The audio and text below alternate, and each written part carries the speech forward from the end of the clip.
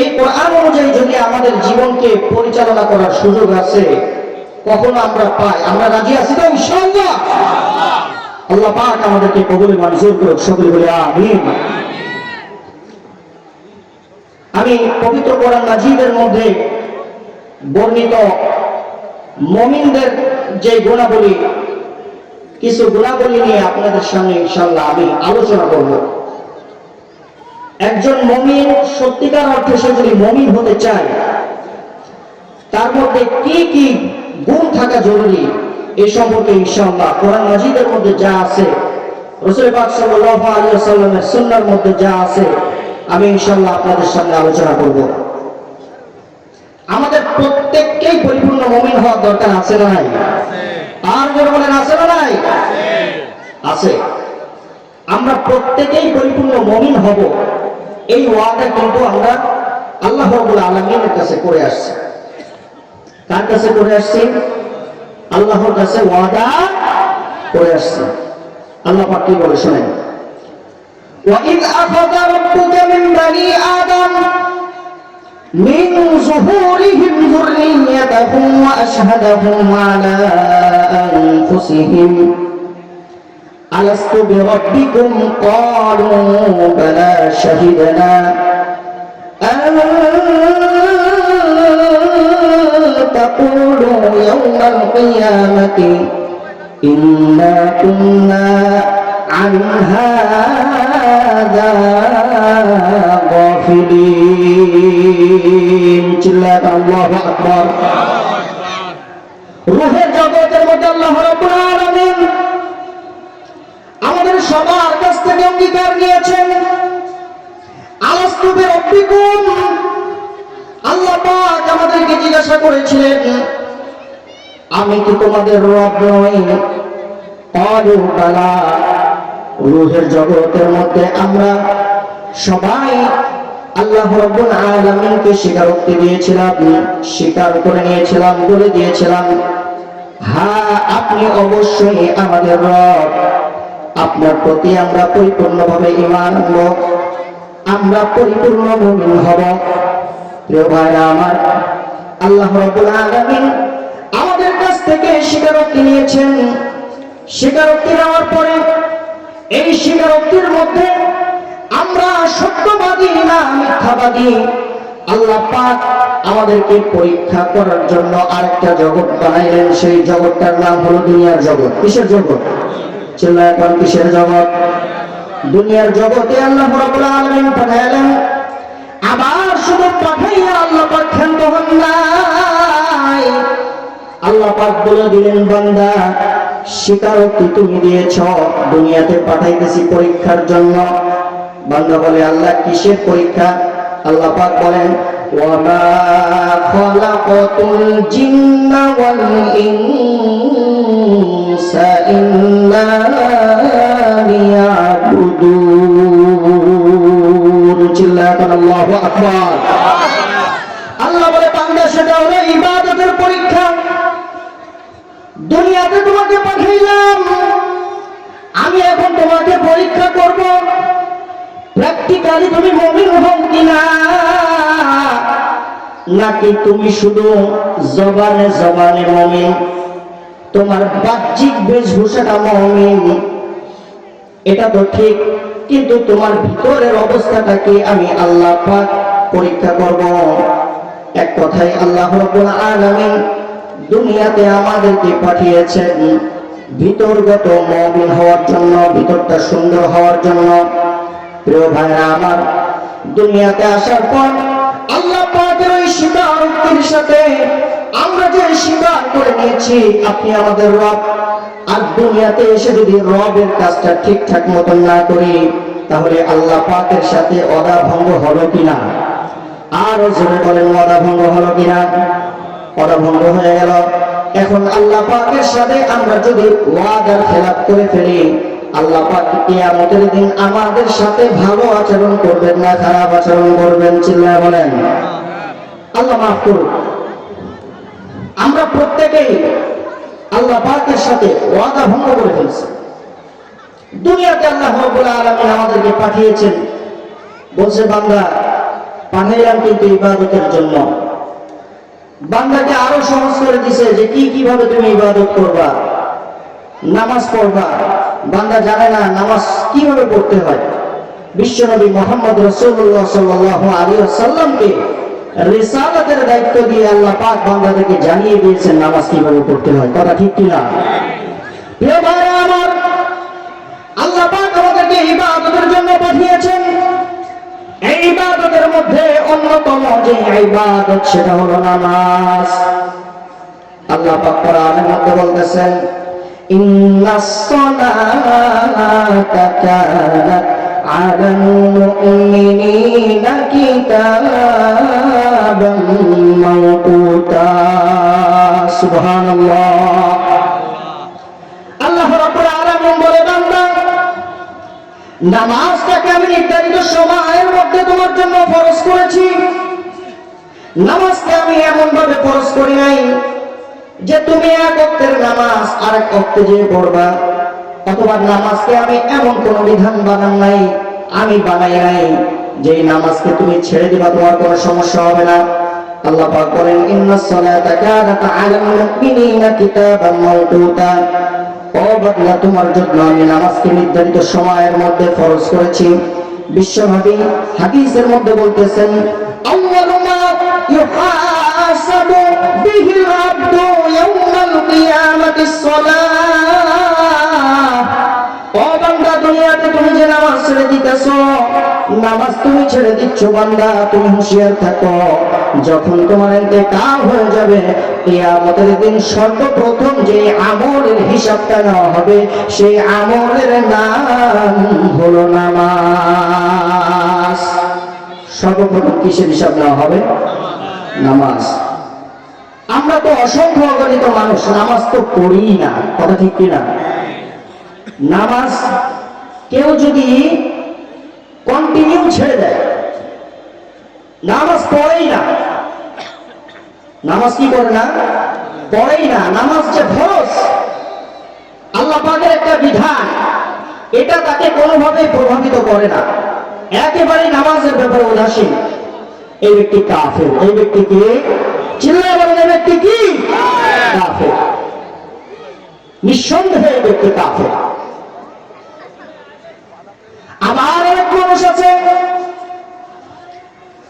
আমরা সবাই নামাজ পড়ি, কিন্তু যেভাবে নামাজ পড়ার দরকার সেভাবে নামাজ পড়ি না। আল্লাহ রাব্বুল আলামিন বলেন, প্রকৃত মুমিন যদি হইতে চাও, প্রকৃত মুমিন হওয়ার জন্য নামাজটা সুন্দরভাবে আদায় করতে হবে। আল্লাহ পাক কোরআনের মধ্যে বলেন, قد أفلح المؤمنون الذين هم في صلاتهم خاشعون। চিল্লায় আল্লাহু আকবার। আল্লাহ রাব্বুল আলামিন বলেন, প্রকৃত মুমিন যদি তুমি হইতে চাও, তাহলে সর্বপ্রথম তোমাকে যে কাজ করা লাগবে সেটা হলো তোমার নামাজের মধ্যে খুশু খুজু অবলম্বন করা লাগবে, নামাজের মধ্যে বিনয় হওয়া লাগবে। খুশু খুজুর কি অর্থ মুফাসসিরিনগণ অনেক ব্যাখ্যা করেছেন। সংক্ষেপে বলতে গেলে খুশু খুজুর অর্থ হলো নামাজ যখন আমরা দাঁড়াবো, নামাজের মধ্যে যখন আমরা থাকবো, তখন একমাত্র যেই চিন্তা মাথার মধ্যে থাকবে সেটা হলো নামাজের চিন্তা। কোন চিন্তা? আর সাথে সাথে নামাজের যে রকমগুলো আল্লাহ রাব্বুল আলামিন নির্ধারণ করেছেন, নামাজের মধ্যে আমাদের রুকু করতে হয়, নামাজের মধ্যে সিজদা করতে হয়, কিরাত করতে হয়, তাসবিহ তাহলিল অনেক কিছু নামাজের মধ্যে আছে। যা যা কিছু আছে এগুলো সুন্দরভাবে পড়া, দৃঢ়তার সাথে রুকু করা, দৃঢ়তার সাথে সিজদা করা, এই বিষয়গুলোর মানে হলো নামাজের খুশু খুশু অবলম্বন করা। আল্লাহ রাব্বুল আলামিন বলেন, প্রকৃত এবং সফল মুমিন যদি হইতে চাও, নামাজের মধ্যে খুশু খুশু অবলম্বন করা ছাড়া তুমি প্রকৃত মুমিন হইতে পারবে না। ভাইরা আমার, প্রকৃত মুমিন যদি আমরা হইতে চাই, পবিত্র কোরআন মাজিদের মধ্যে অনেক গুণের কথা আল্লাহ রাব্বুল আলামিন বর্ণনা করেছেন। ওয়াল্লাযীনা হুম আনিল লাগwi মুরিজুন। প্রকৃত মুমিন কেউ যদি হইতে চায়, সূরা মুমিনুনের মধ্যে আল্লাহ রাব্বুল আলামিন স্পষ্টভাবে বলে দিয়েছেন, প্রকৃত মুমিন সব লাঘব অর্থাৎ অনর্থক কাজ কথা থেকে বিরত থাকবে। অনর্থক কি থেকে বিরত থাকবে? চিল্লায় বলেন। অনর্থক কথা অনর্থক কাজ থেকে বিরত থাকবে। তাফসীর ইবনে কাসিরের লেখক ইমাম ইবনে কাসির রাহমাতুল্লাহি আলাইহি আল-লাঘব শব্দের ব্যাখ্যা করেছেন আল বাতিল। বাতিল মানে হলো প্রকৃত মুমিন ওই ব্যক্তি যে ব্যক্তি সব সময় বাতিলের বিপক্ষে থাকবে। প্রকৃত মুমিন ওই ব্যক্তি যে ব্যক্তি সব সময় হকের পক্ষে থাকবে। চিল্লায় কোন কথা ঠিক কিনা? প্রকৃত মুমিন যদি কেউ হইতে চায়, আল্লাহ পাক বলেন ওয়াল্লাযীনা হুম লিয-যাকাতি ফাইলুন। প্রকৃত মুমিন যাকাত, এই আয়াতের মধ্যে যাকাত শব্দের দুইটা তাফসীর, একটা হলো মালের যাকাত দেওয়া, আর একটা হলো যাকাতুন নফস অর্থাৎ আত্মশুদ্ধি করা। উভয় তাফসীরই সঠিক, যেইটাই ধরব সেইটাই সঠিক। আমি এখানে যাকাতুন নফস অর্থাৎ আত্মশুদ্ধিটাই এখানে উদ্দেশ্য নিলাম। প্রকৃত মুমিন ওই ব্যক্তি, আল্লাহ রাব্বুল আলামিন বলেন যে ব্যক্তি নিজের আত্মশুদ্ধির জন্য চেষ্টা করে। আত্মশুদ্ধির জন্য চেষ্টা করার দরকার আছে না নাই? আর যখন আছে না নাই? মানুষের যখন রোগ হয়, শরীরের মধ্যে যখন কোনো ব্যথা হয়, অসুবিধা সৃষ্টি হয়, তখন ডাক্তারের কাছে যায়। কথা ঠিক কিনা? ডাক্তারের কাছে যাওয়ার পরে ডাক্তার বিভিন্ন ঔষধ লিখে দেয়, পরীক্ষা দেয়। পরীক্ষা করার পরে যখন রোগ ধরা পড়ে, রোগ ধরা পড়ার পর ডাক্তার এবার ঔষধ লিখে দেয় নিজে বুঝে। এই ঔষধ খাওয়ার পরে রোগ আবার ভালো হয়ে যায়। কথা ঠিক কিনা? মানুষের শরীরের মধ্যে যেভাবে রোগ হয়, মানুষের আত্মাটাও কখনো কখনো রোগাক্রান্ত হয়ে যায়। এই আত্মাটা যখন রোগাক্রান্ত হয়ে যায়, এই আত্মাকে সুস্থ করার জন্য আল্লাহ ওয়ালার কাছে যে আত্মশুদ্ধি করার দরকার আছে না নাই? আল্লাহ পাক বলেন প্রকৃত মুমিন ওই ব্যক্তি যে ব্যক্তি গাফিল না হয়ে নিজের আত্মশুদ্ধির জন্য চেষ্টা করে। সুবহানাল্লাহ।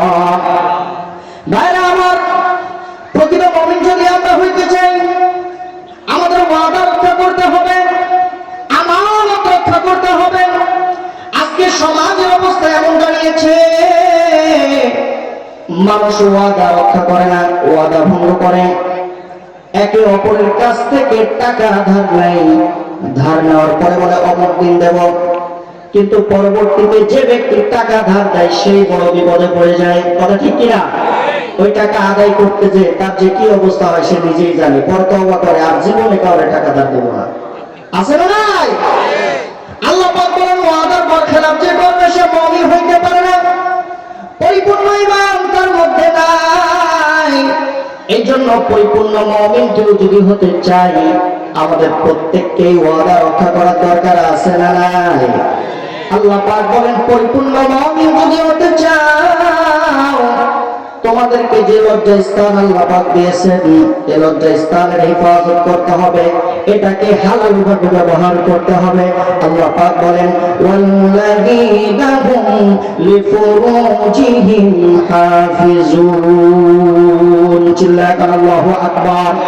আল্লাহ পাক বলেন প্রকৃত মুমিন ওই ব্যক্তি যে ব্যক্তি নিজের লজ্জাস্থানের হেফাজত করেন, জিনা থেকে বিরত থাকে, সমকামিতা থেকে বিরত থাকে।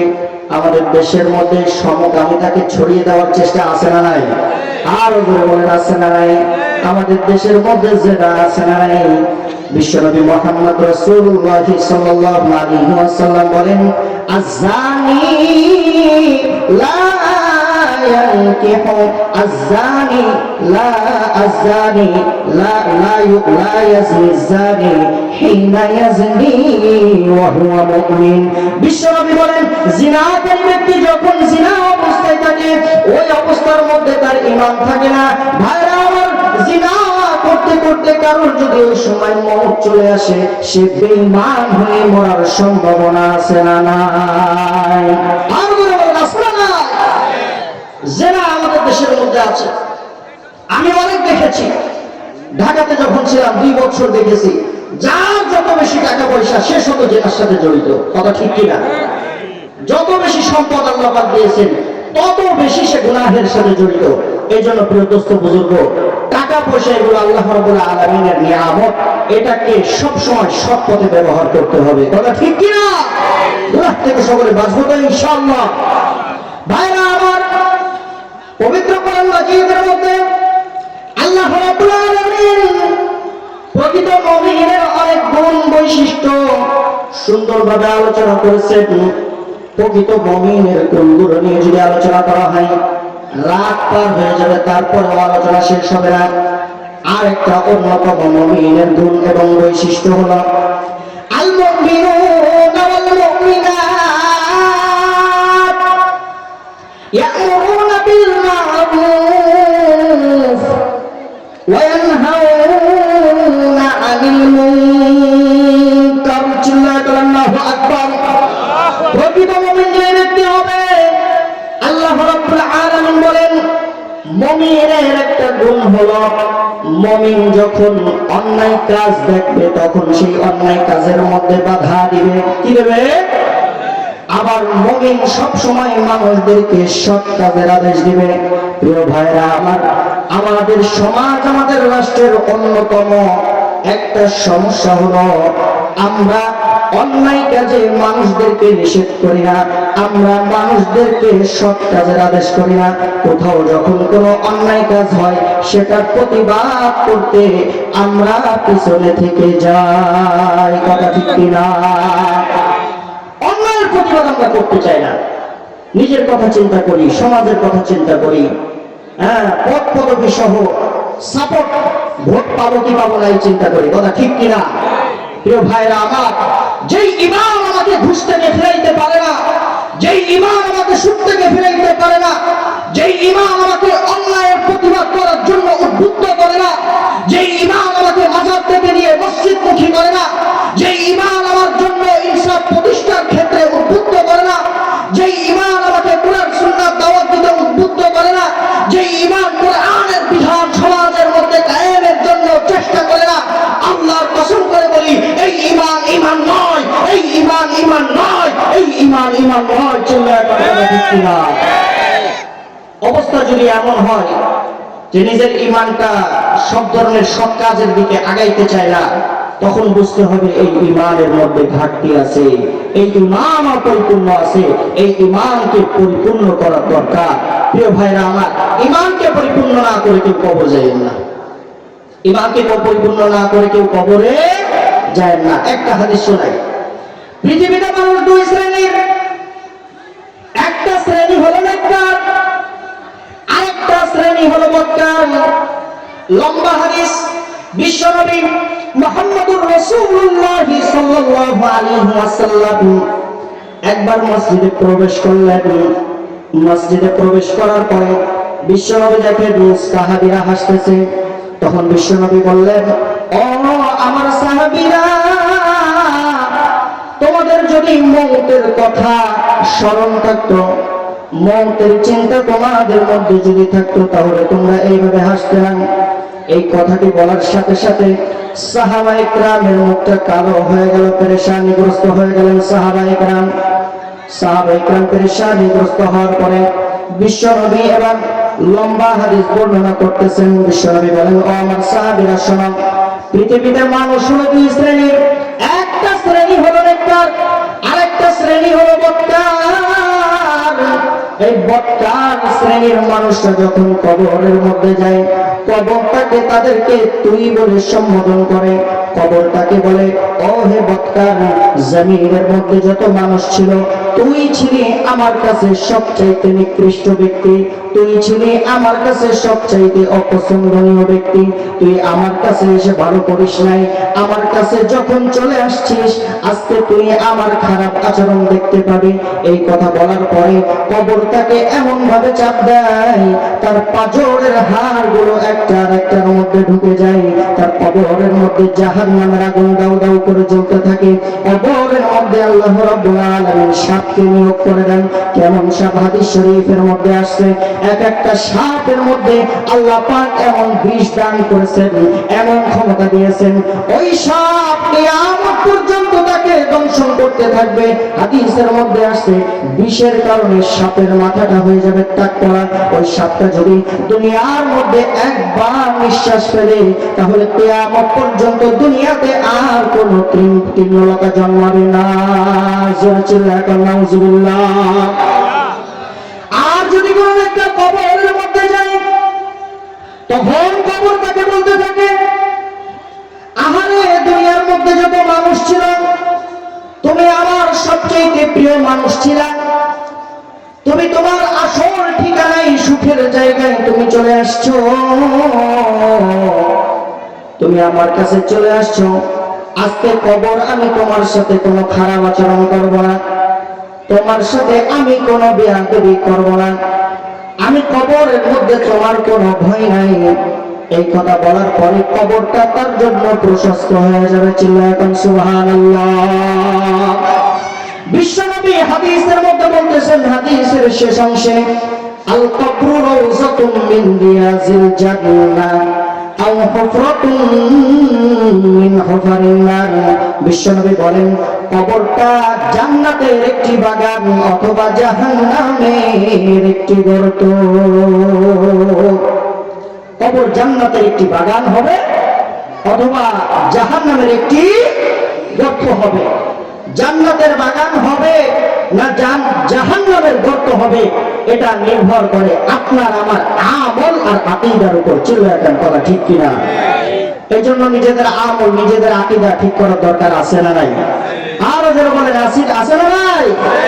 মুসলমানদের অন্যতম যে জায়গাতে বর্তমান সমস্যা, সাধারণ মুসলমানদের মধ্যে আলেম ওলামা আলহামদুলিল্লাহ আকীদা সম্পর্কে তারা জানে, আলেম ওলামা আকীদা সম্পর্কে তারা জানে, কিন্তু সাধারণ মুসলমান ইসলামের যে আকীদাগুলো আছে আকীদা সম্পর্কে তাদের জ্ঞান নাই। আর আকীদার বিষয়ে সাধারণ মুসলমানদের জ্ঞান না থাকাটাও স্বাভাবিক, কারণ আকীদার বিষয়টা একটু জটিল, এটা বোঝা যেমন তেমন মানুষের পক্ষে এটা সম্ভব না। অনেক বিজ্ঞ, অনেক ব্রেনি আমলওয়ালা যারা আছেন, যারা ইলম নিয়ে সবসময় থাকেন, তাদের এইগুলো পরিপূর্ণভাবে হল আছে এবং পরিষ্কার আছে। আমাদের সাধারণ মুসলমানদের এই আকীদার মধ্যে সমস্যা, আকীদার মধ্যে সমস্যা থাকার কারণে সাধারণ মুসলমানরা নিজেদের অজান্তেই আজকে নিজেদের ঈমানকে বিক্রি করে দিচ্ছে। বলছিল একটা কথা ঠিক কিনা? এখন প্রশ্ন হলো বাঁচবো কি করে? বাঁচার একটাই মাত্র লাইন, সেটা হলো হক্কানি উলামায়ে কিরামের সুহবত। চিল্লায় একটা কথা ঠিক কিনা? হক্কানি উলামায়ে কিরামের সুহবত। উলামায়ে কিরাম যেভাবে বলবে সেভাবে চলবেন, তাহলে নিজের ঈমান ঠিক থাকবে। উলামায়ে কিরামের উপরে যদি বাড়াবাড়ি করতে চান, নিজের ঈমান বেচে নকল চেহারা নিয়ে কবর যাওয়া লাগবে। চিল্লায় একটা কথা ঠিক কিনা? উলামায়ে কিরামের কথা শুনতে হবে। উলামায়ে কিরামের কোরআনের কথা বলেন, উলামায়ে কিরাম সুন্নাহের কথা বলেন। এই কথাগুলো আমাদের শুনে, এই কথাগুলো আমরা যদি মানতে পারি, তাদের দিক নির্দেশনা অনুযায়ী যদি আমরা চলতে পারি, আমাদের দুনিয়া আখিরাত, দুনিয়া এবং আমাদের আখিরাত, আমাদের উভয়টাই ঠিক হবে ইনশাআল্লাহ। ঠিক আছে না ইনশাআল্লাহ? অনেক মানুষ উলামায়ে ইকরাম যখন কোরআন থেকে বয়ান করে, সুন্নাহ থেকে বয়ান করে, সব বয়ান বুঝে আসবে তাও না, সবার সবকিছু বুঝে আসবে তাও না।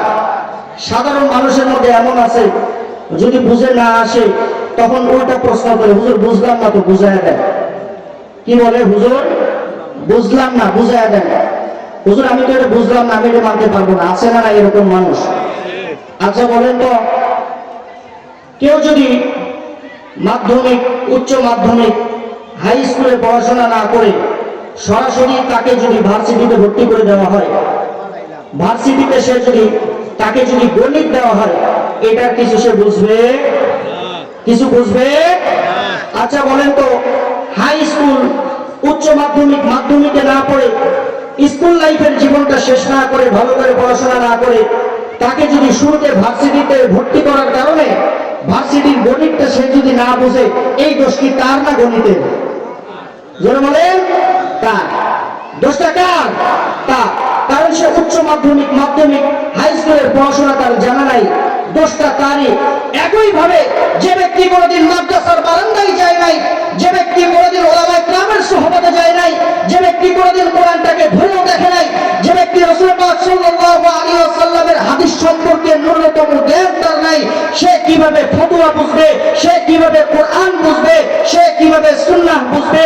এখন সে না বুঝার কারণে সমস্যাটা তার না, কোরআন সুন্নাহের চিল্লায় কোরআন তার ব্যক্তির সমস্যা।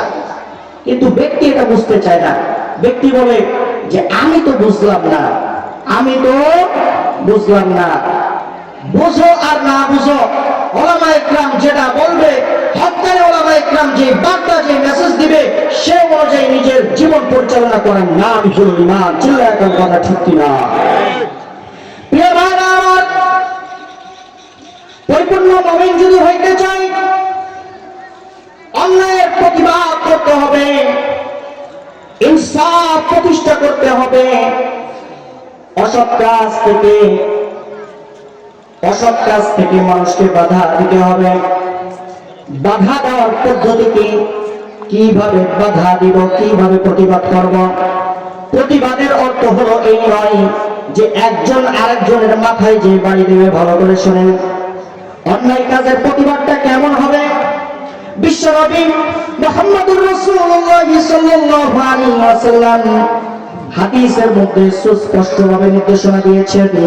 বিশ্বনবী বলেন, মান রাআ মিনকুম মুনকারান ফালইউগাইয়িরহু বিয়াদিহি ফাইন লাম ইস্তাতি' ফাবিলিসানিহি ফাইন লাম ইস্তাতি' ফাবিকলবিহি ওয়া যালিকা আযআফুল ঈমান। চিল্লায়া সুবহানাল্লাহ। বিশ্বনবী বলেন, অন্যায়ের প্রতিবাদ করতে হবে, তবে এই প্রতিবাদের ধরন আছে। বিশ্বনবী বলেন, যখন তোমরা কোনো অন্যায় কাজ দেখবা, সামর্থ্য থাকলে সেটাকে হাত দিয়ে পরিবর্তন করবা। কি দিয়ে? হাত দিয়ে পরিবর্তন করবা। ফাইন লাম ইস্তাতি' ফাবিলিসানিহি, হাত দিয়ে পরিবর্তন করার যদি তোমাদের সামর্থ্য না থাকে, তাহলে মুখ দিয়ে বলবা। ফাইন লাম ইস্তাতি' ফাবিকলবিহি, মুখ দিয়ে বলার মতন পরিবেশ যদি না থাকে, ফাবিকলবিহি, অন্তর দিয়ে সেটাকে ঘৃণা করবা। সুবহানাল্লাহ। এটা হলো প্রতিবাদের তিনটা স্তর, তিনটা ধরন। হাত দিয়ে যদি পরিবর্তন করতে পারো করবা,